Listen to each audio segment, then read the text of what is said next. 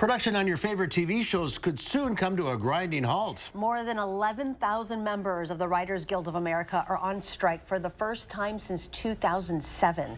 The WGA says the rise of streaming and the shortening of traditional TV seasons are making it difficult for members to make a living wage. The strike comes as many media companies have seen their stock prices decline, prompting cost cuts and layoffs. Late-night TV shows will see the first impact because they rely on writers in real time. Many of those hosts are expressing support for the writers. These people, these are our writers, and I'll stick myself in there because I'm WGA too, and they're so important to our show. No one is entitled to a job in show business, but for those people who have a job in show business, they are entitled to fair compensation. Well, the strike could also delay the start of new seasons of other shows later this year. And joining us now is Professor Michael Childers with the Department of Labor Education at UW-Madison. Michael, welcome. It's a pleasure to be with you. This all comes down to compensation. In a new media world, it seems like streaming has changed the landscape.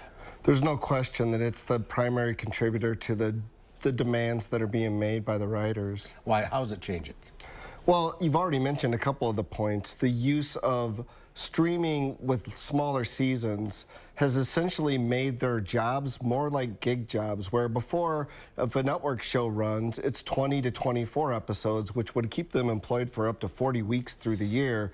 Now with episode count as low as 12 or even 8 for some of these streaming series, they have to take on 2 or 3 jobs to stay employed for the calendar year.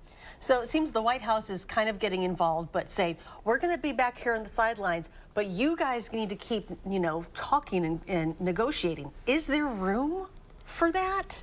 It will be interesting because the producers obviously want to achieve the best deal possible for them, especially seeing that they're going to be negotiating with both the directors and also the screen talent. SAG-AFTRA's contract is coming up in June.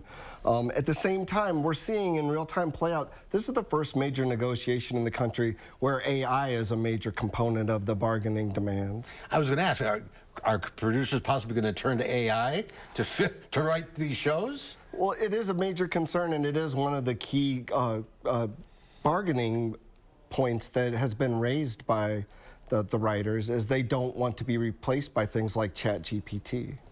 So what happens next? Well, as you guys already noted, the immediate impact will be to the shows that have writing in real time.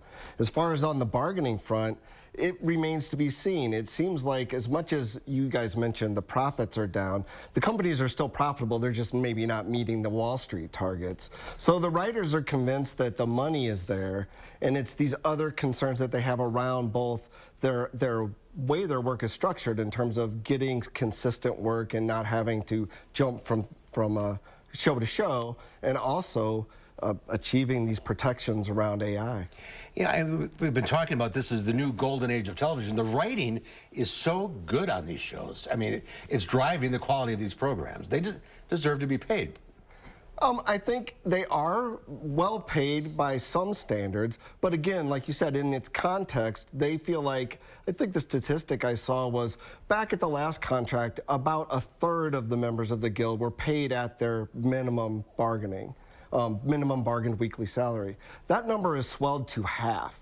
And that's something that, of course, they're looking to get addressed in this contract. Everybody wants to save money, and everybody wants to make more money. Right. Of course, of course. It's always a tug of war, isn't it? No question. Last strike, 2007, it was like 4 months long? Yeah, I think over 100 days, or right at 100 days, which actually could end up impacting the fall schedule if it drags out like that. But oh, boy. The current season's okay because those shows have all been written. Correct, yeah. I mean, it's a late night and... Correct. Award shows, that sort of thing? Award shows, daytime TV, they have some in the can, but yes, it will start to trickle out. Wow. Okay, so get ready for some reruns. Lots of reruns. Okay. Michael, thank you for being with us today. Interesting. No, it's my pleasure. Appreciate you. Thank you.